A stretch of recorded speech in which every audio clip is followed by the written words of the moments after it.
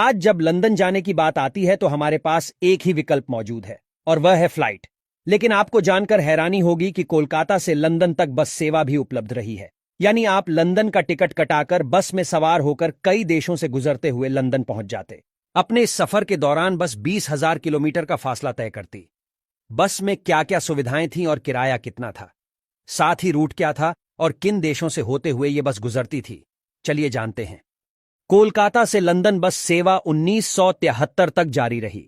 अब देशों के बीच बढ़ते विवाद की वजह से यह भले ही आपको नामुमकिन लग रहा हो, लेकिन यह बस सेवा 1950 में शुरू हुई थी। एक लग्जरी बस लंदन से कोलकाता और कोलकाता से लंदन तक लोगों को ले जाने का काम करती थी। लंदन से कोलकाता तक सफर तय करने में बस को 45 दिन लगते थे।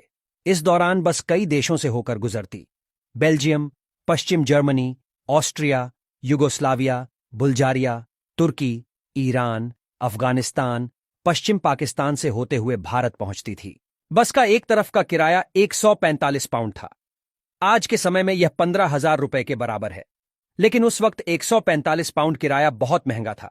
इस भारी भरकम किराए के चलते बस में लग्जरी सुविधाएं उपलब्ध थीं। किराए में बस का भाड़ा, खाना, नाश्ता और रास्ते के होटल में रुकने की सुविधा शामिल थी। पाकिस्तान के मशहूर लेखक सलमान रुशदी बताते हैं कि हर रोज जब वे स्कूल से वापस आते थे तो इस बस को लाहौर के लॉरेंस रोड में धूल खाते देखते थे।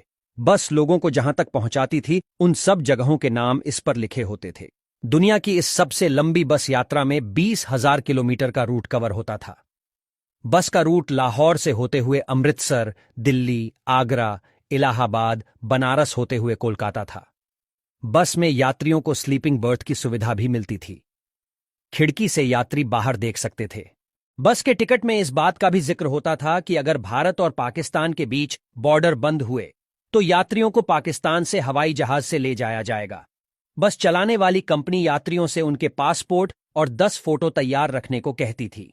कुछ लोग अपना वीजा खुद लगवा लेते थे, लेकिन बाकी व्यवस्था बस चलाने वाली कंपनी कर देती थी। लंदन से कोलकाता आने के लिए बहुत से लोग उस समय इस बस की यात्रा करना चाहते थे।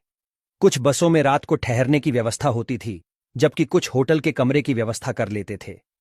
एक बस तो पूरी तरह एयर कंडीशन थी।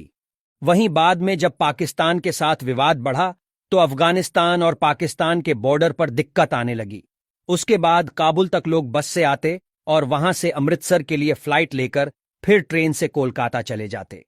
उस वक्त फ्लाइट का किराया बहुत अधिक हुआ करता था, इसलिए इस बस की सेवा लेना लोगों के लिए ज्यादा सही था। कोलकाता से लंदन के बीच करीब 50 दिनों का यह सफर यात्रियों के लिए रोमांचक भी रहता। कई देशों के बीच से गुजरते हुए अपने गंतव्य तक पहुंचना सफर को रोमांच से भर देता था। इस बस सेवा की जब शुरुआत हुई तो किराया इतना अधिक नहीं था। उस वक्त करीब 8,000 रुपए के आसपास ही था। लेकिन 1973 में जब इस बस सेवा को बंद किया गया तो किराया 14,000 से अधिक पहुंच चुका था।